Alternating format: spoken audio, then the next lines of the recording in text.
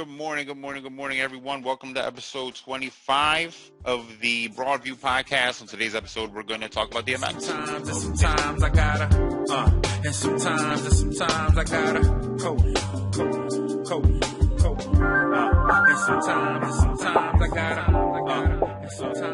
Good morning, everyone. Welcome to episode 25 of the Broadview podcast. We haven't spoken in a while on this podcast, which I guess really isn't that important. We've been talking on the 476ers podcast.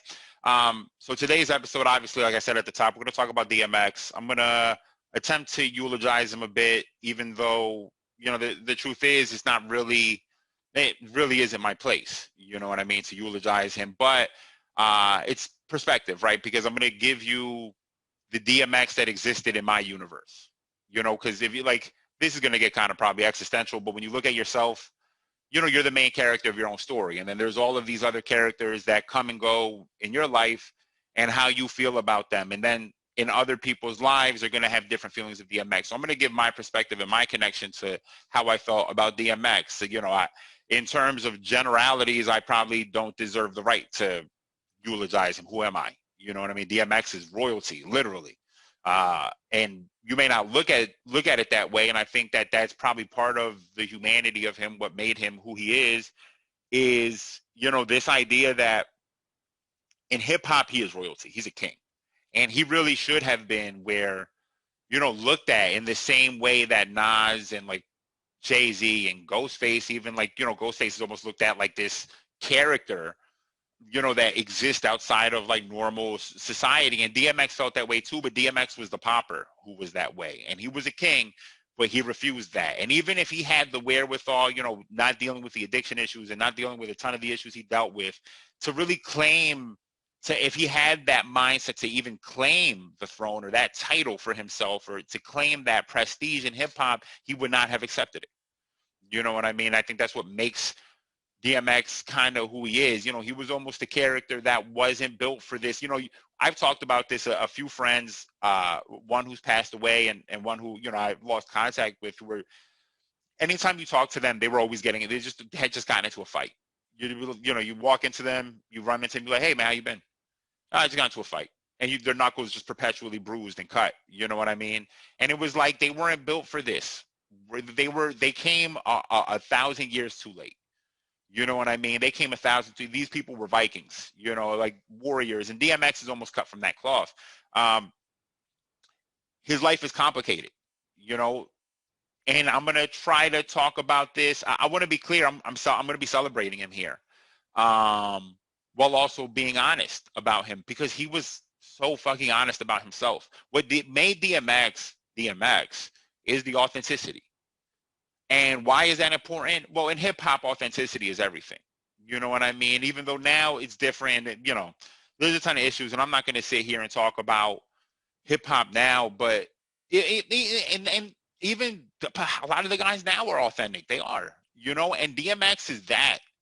DMX is not a made up character. What DMX said in songs, he meant, he believed, he was, you know, and I think that's really interesting when we're celebrating him in the midst of a culture that attempts to cancel people all the time. And again, I've talked about cancel culture a million times. It's not fucking real.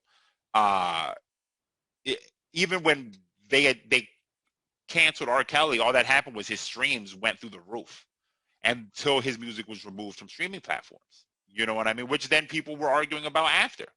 But this is not about R. Kelly. DMX, see, I have an interesting relationship with DMX. You know, when I was coming up, or when I was listening to rap music and hip hop, right? If you grew up in the 90s, you have an interesting relationship because you probably didn't have access to music like we have now. Right now, you have access to music at the tap of your screen, at the click of a button, the download of any link you can find music so easily. Where back then, you kind of needed a plug. You needed somebody who either could get you cassette tapes that were bootlegs, until the early 2000s, when you could get CDs burned. You know, we were there for that. We are the starters of the burning CDs and bootlegs. So for me to listen to DMX happened later. In the beginning, I was listening heavy to the Wu-Tang Clan, obviously to Big Pun, who was a huge inspiration for me, to Tupac, I was heavily with the West Coast movement. I mean, I wanted to be in the West Coast so badly through the 90s. Nas, and even Jay-Z, I didn't really listen to until later, you know, which is, it's always interesting to me because to say Jay-Z is the greatest, and I didn't really have access to his entire collection of music until later, until 2003, 2004, when I was really banging it. Blueprint was probably, Blueprint really is the first Jay-Z album I had. You know what I mean? Arguably. My brother had Reasonable Doubt, but I didn't listen to it until later. Anyway, this is not about Jay-Z either. The point is I didn't listen to It's Dark and Hell is Hot until about 2004. Not all the way through. Obviously, you're familiar with a ton of the songs, right? How's It Going Down is always going to be one of my favorite songs. Love hip-hop songs. It's the realest shit you can ever imagine. It's romantic in the most gangster way ever. You know what I mean? Go upstairs and see Joe. He has cocaine that we can come back down here and cut up to sell in our relationship while we're dating each other. You know, it's the most romantic gangster shit ever, you know? The like thug love. Like this is the explanation of it. How's It Going Down is why Ja Rule, how's it going down walk so Ja Rule could run. You know what I mean? Stop Being Greedy, obviously, which super controversial video, which was like through the backdrop of the song, and I'm going to talk about this song in a second because I'm not going to review his first album, but I do want to talk about it, how important it was to me. So, you know, Stop Being Greedy, Get At Me Dog, Rough Riders Anthem, which is the song that becomes it, right? That's the song that puts them on. And it's an interesting time in hip hop because also at the same time,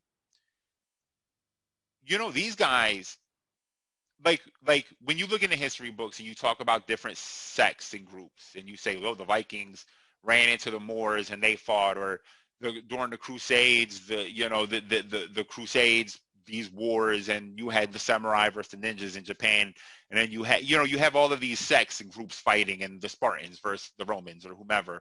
And what's interesting about that is, you know, when we talk about hip hop, or we talk about the hood politics, we talk about them in a way that is petty and like dramatic, like traumatic and sad. But in the 90s, you could almost make a fucking cartoon. You could, if you got an anime written about the 90s hip hop, you would have like a group, you would have the Terror Squad group kind of controlling a certain section of New York. You would have the Rough Riders controlling a certain section of New York. You would have Murder Inc. and like the Gotti brothers and Kenneth Supreme McGriff controlling a certain section of New York. Jay-Z and his people and all of these groups. I mean, it's almost like this dichotomy of it's just crazy. You know, it's this crazy thought process. And the Rough Riders weren't just a rap group. This was a clique. Like this was a street gang. You know what I mean? And they were reckless and they did a lot of things, you know, and they did a lot of things. And that's kind of one of the reasons why I mentioned this whole cancel culture thing, right? Because when we're talking about DMX, this person's life is really complex. And in a time where when people die, I mean, this happened with Kobe Bryant last year, and I was guilty of this too, to be completely honest. When Kobe died, I remember all these people were celebrating and eulogizing, and people who previously I had seen, you know, at the forefront of canceling people for sexual assault, right? And I was like, man, do people know Kobe's legacy? Do they really know his legacy, or do they just identify him for the last 5 years where he had kind of been on this journey, but whether purposely or unintended, to kind of rebuild his image, you know, but maybe leaving basketball allowed him to be a little freer and a little lighter, like a lighter person, you know, in basketball. That competitive side makes him this other person, right? And it was complicated for me to watch it. You know, it was complicated for me to watch it. And what I had missed the point of at that time was that ultimately we have to extend grace to forgive. Now, I don't think most people really think like this. I think people just jump on a bandwagon and celebrate someone's death because everyone else is doing it. I don't think they actually wrestle with their position, the people who passed away's position in their life. You know, so when they're celebrating Kobe, I don't think they know the history. I don't think they know the history. And I think when we're celebrating humans, it's important to know the history because otherwise we hearify them. And then 5 years later, when you find out that Kobe did this or DMX did this, you're going to go back and try to wash away everything you did. Well, that could have been avoided had you really confronted his true history, the true history of these people. Had you confronted it, watched what they did since then, and forgave them after that and celebrated them that way. You know, and I think sometimes we don't do that. And I mentioned that with DMX because DMX's life, when you say DMX is a gangster rapper, when you say this dude lived the life he talked about, yeah, he did. This was a street dude. You know what I mean? Through and through. One of the more complex personalities in hip hop. I don't know if he killed anyone. I don't know, but we know he's robbed mad people, carjacked people, beat the shit out of people. Yeah, he did all that. And if you really wrestle with the truth of that, are you still willing to celebrate this person's life? You know, that's the question I ask. And this is not to put DMX down. It's to talk about how complex he is. And the reason why I want to talk about that is because DMX talked about it. Because DMX wouldn't want to be remembered as a hero without he doesn't want to be remembered as anything other than a human being. That's the truth. He doesn't want to be, in my opinion, from my view. I don't know him personally, but when I think about DMX, I think about the most human of all of us. And that's beautiful. And it's tragic, and it's sad, and it's heartwarming and happy because we are complicated. This is why I always talk about how frustrating it is to watch people heroify Elon Musk or heroify rich people in general. And it's like, well, hey, this is just a human being. Are you going to be crushed to find out the truth of their existence? Does it match up with the light that you put them in? Because that's what's going to happen. You're going to be disappointed because you created this ideal version of this person that doesn't exist. And when you find out the truth, what's going to happen? Are you going to try to take it all away? DMX is the most human out of all of us. That's what needs to be celebrated. And he told us he was. At every fucking turn, he told us he was. Every chance he got, he told us he was human. This is why he resonates with me. This is why he resonates with me. So in 2004, I'm at a time in my life that's complicated. And I'm not going to get into my history. Even when I do my mental health podcast, I'm probably not going to talk about all that stuff. Some stuff is not meant for that. But in 2004, I'm in a really complicated place. And when I listened to the first time to 2004, 2005, when I listened to It's Dark and Hell is Hot for the first time, it resonates so deeply in me, right? And it's, let's talk about Stop Being Greedy, right? Because I hadn't noticed this until later. That on Stop Being Greedy, it's this duality of DMX, right? Based on his childhood, you see how this happened. There's a great there's a great documentary on HBO called Crazy Not Insane. Now, this is about serial killers. I'm not comparing DMX to a serial killer, but it's about this therapist, this psychoanalyst, who is the one who developed the science around multiple personality disorder, and how essentially she began interviewing serial killers, and she had realized that every one of these serial killers had this disorder according to the work she had done. Essentially showing that when they're children and the trauma that they deal with, all this trauma that splinters them into these multiple personalities, and at times they really can't identify with the actions they've done because they have compartmentalized certain segments of their life into different personalities. So when you listen to DMX on Stop Being Greedy, you notice, right? He goes from the human being, right? I can get that dough. I can spit that flow. You know, I'm with that show, right? To the dog. Dogs fight. Dog, that growl, right? That growl inside of him. And it's you know, you may think, I don't know what you would think. I don't know what most people think or thought about it. Did you just think it was like a technique, a rap technique, something cool to do on a song? Because when I had heard it, especially within the context of his album, you realize that this is these multiple personalities that live within him. It's the almost like the ideal version of a person he wants to be, but the animal that he is, right? Because when he's a child, you know, he's dealing with a ton of things. At a certain point, he's living on the street, literally with stray dogs. You know what I mean? It's almost like Raised by Wolves, the real version, you know, in the hood and in Yonkers.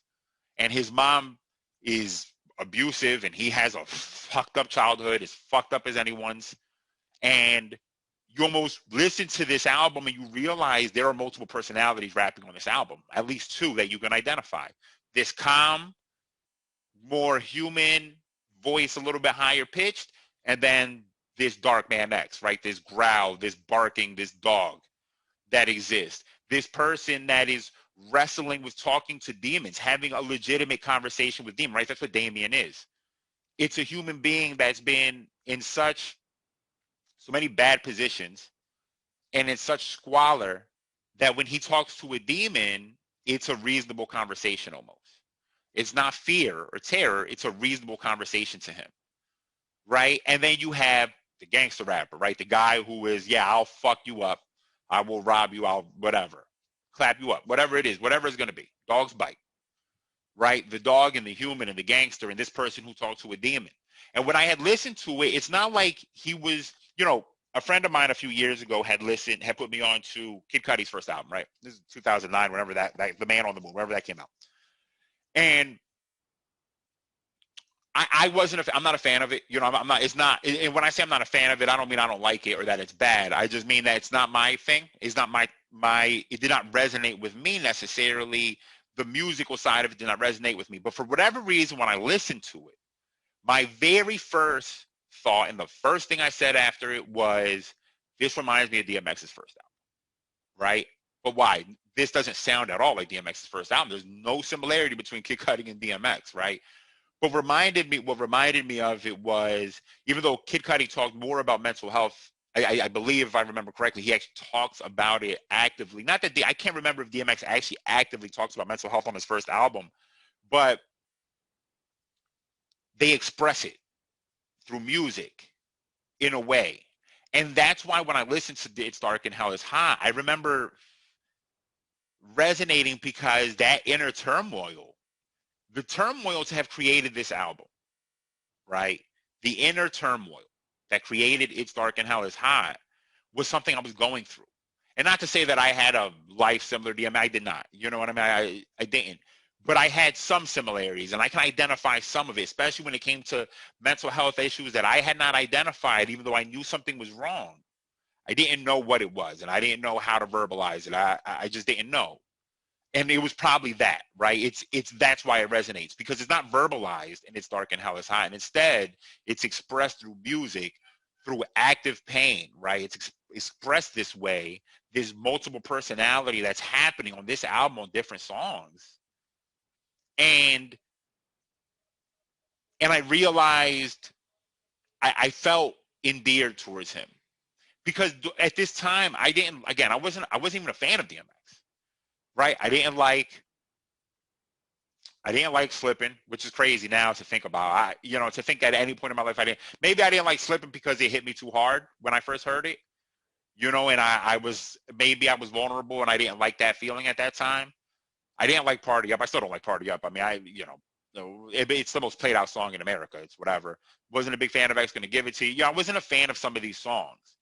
But after I listened to his first album, it gave me perspective. And now Slippin' meant something different to me completely, right? Slippin' now was a different song to me. And it made me feel like, as scary as DMX could be, right? Because again, this is a real dude, right? This is authentic. This guy is authentic as they come. You almost felt he's screaming for help. He's screaming for help, and there's no help to give him, because he's screaming from help from within a cage that has electric fences and spikes sticking out that you can't reach to get him. You know what I mean? He has to be unlocked from the inside, and he was desperately trying to do that. That's why the prayers, he goes from Damien talking to a demon to a prayer in the breadth of a few songs, right? Because he wants help. He needs help, and he knows it, right? But he's also here. He's also this. This is who he is actively. This is who he needs to be and who he wants to be. But how can he get there? And his life is full of that duality. Right? Getting arrested for a bunch of different things, being in all types of shit, to becoming a pastor in jail, right? Doing a sermon at Sunday service, right? Going to doing the verses with Snoop Dogg, right? Where he can go perform "Stop Being Greedy." He can perform all of these songs and then do a prayer at the end, where the only person who could go on stage, right, with the baggiest jeans ever made, the baggiest. This man could float in these jeans, a pair of Timbs, the baggiest shirts, the style, whatever. But then do a spoken word about the industry or whatever he wants to talk about. You do a spoken word at the same time. Just the only one who could do that. The only one who could say something with as much depth as Nas, right? Nas is almost looked at like this. I always compare Nas to a reporter. And I'm sorry, that's not even an original idea. I'm sorry. I heard that comparison, and that was it. In my mind, that made sense to me. Nas is CNN of hip hop. You know what I mean? This man is here to report things to you. This is what happens in the hood. This is what happens here. He's not necessarily going to talk about the things he's going to do or the gangster shit he might have done or whatever, even though he's been involved with some shit. He's reporting to you what he's seen, which is why when Jay-Z said in the diss song, you reported, I showed you your first gun on tour with Large Professor, then you rapped about having your gun on the dresser. Hit because we all identified Nas as the person who was reporting what he was seeing, not the person who was actively involved in what he was seeing, right? And DMX could go, through my mental health journey over the last year, one thing I had realized, one thing that saved my life was my ability to, and this isn't about me, but I just want to make this relation, this ability to step outside my body and watch me do things that I don't want to do. Right. And wondering, why am I feeling this way? Why am I taking part in these actions? And I'll explain this more when I do my mental health podcast in the next week or so. And DMX felt the same way. That's why it resonated with me, because DMX felt like he would do the same thing. Why I'm doing and stuck in this life that I don't want to be stuck in. I understand that these things are bad, but I can't help it. This is who I am. You know what I mean? That first album for me is one of the 5 best albums of all time. DMX ran off of Tupac's Walk, essentially, because DMX is never going to be known as the best rapper, the best writer, the most intricate lyricist, the most multis in a verse, whatever. He's going to be known as the guy who could literally put emotion in words and it be the most profound thing to you. You know what I mean? That's who DMX is always going to be. And that first album is one of my 5 favorite albums of all time, easily. Yeah, there's no question about it. That album is incredible to me. That first album is incredible to me. And maybe some people wouldn't have it ranked that high, or some people may not even think that's DMX's best work, but because that album is it only happens there where he has that duality, this dual personality going against each other. And it gets explored in later albums too, but it's not the same. Because as the industry, as he goes into the industry and as his career takes off, he almost morphs into this dog. What he is, the dog that he gets portrayed as, he almost kind of becomes that. And the human side, I think, was the side he didn't want to lose. It almost gets lost in the shuffle at certain points, and he spends a lot of his career kind of vacillating and trying to find that again.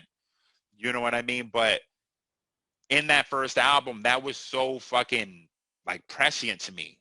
This guy who was doing this. You know what I mean? And aside from the technical aspects of, Stop Being Greedy is just an incredible song. He raps his ass off on the song, but it's incredible. You know what I mean? The beat switching to go along with his personality switching. He has a song where he tells a story on the album. This is back at times when hip hop, when like rappers, like the rappers were showing that they could do all of these things. Watch, I can slick Rick. Everyone used to have a story song. You know what I mean? And it almost ended when Nas did the story backwards. When he does Rewind on Stillmatic, it almost ends. I mean, Jay-Z does Meet the Parents, which is another story rap, but the story raps almost go away completely. But he has a story rap on it. There's the multiple stories. There's the one with the demon. There's the one where he robs, where he's getting chased by the cops, I believe. I can't remember it specifically right now. And it's so much high octane. When he did the Snoop Dogg verses, I remember thinking before it, like a lot of people, I was like, man, I don't know how DMX is going to be Snoop. Snoop's got 30 years of hits. Just hits after hits. And then he can go around and bring Dr. Dre's, he can bring the Chronic out because he wrote most of that album, you know? But what you're not prepared for when the verses start is the energy DMX brings when he does Stop Being Greedy, or he does Rough Riders Anthem, or when he does X Gonna Give It to You, or when any of these songs, it like shuts everything down. It mitigates anything that Snoop can do. I mean, it's crazy to watch. And I think everyone walked away from that thinking like, damn, maybe Snoop won, but we're always going to remember DMX. And maybe that's the point, right? Maybe that's really what the lesson about his life is. Yeah, maybe he wasn't Jay-Z, the billionaire. Maybe he wasn't Nas. Maybe he's not LL Cool J, Snoop. Maybe he's not Eminem. Maybe he's not these super duper hip hop super duper stars. But they'll always, always, always, always remember DMX. And because DMX was the most human out of all of us, this dog was the most human and the most pure person out of all of us. I often talk about, like, when we're talking about good people versus bad people, and like, I wrestle with the perspective all the time. What is a good person? What is a bad person? How does one decide? And shout out to my studio engineer. I was having this conversation with him, and I asked him, do you think you're a good person? And he said,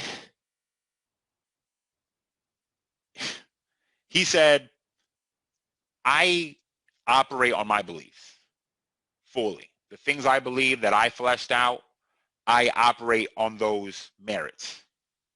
And that makes me righteous. That makes me a righteous person. And immediately I understood. Because I'm asking good versus bad based on the perspective of the public, which is something that happens to a lot of people. And especially when I talk about mental health, I get more into that. But on good versus bad versus good and bad versus the public perception, which is it? Because when you talk about DMX, there might have been people he robbed or shot who are saying, fuck DMX. And now he's dead and they're happy, right? To him, DMX is bad. To us, this music resonated, we're good. We're outside of it. But to him, what did he feel? And I think that, and I don't know how he felt. I'm not going to pretend to know. But when I look at DMX, I look at somebody who operated on his life, on his belief, on who he was. This is who I am. Every scar, the addictions, the good, the bad, the art, all of it. This is me. And he presented it to the world with no qualms, no issues. This is who I am. This is my vulnerability. This is my strength. This is all of me. And I think that when you live a life that way, I mean, he cried in front of people. Think about how fucked up this life is, that when a man shows vulnerability, we wonder if he's on drugs. And yeah, he was on drugs, but just because he was vulnerable doesn't mean the drugs had shit to do with it. It just meant that he was a human being. It just meant he was human.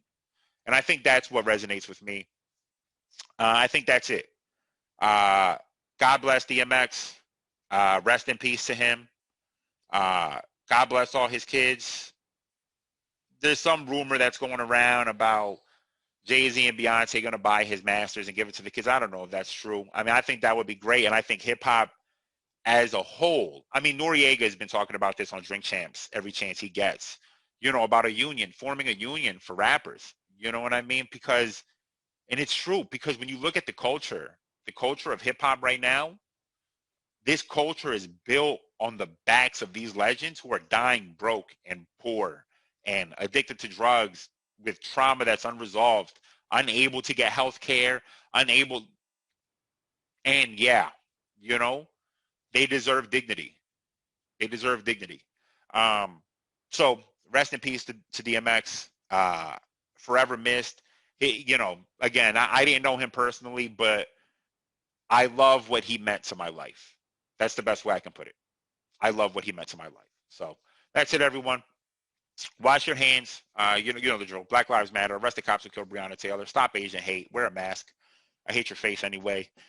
get vaccinated, please, so we can go back to some sort of normalcy if that ever happens.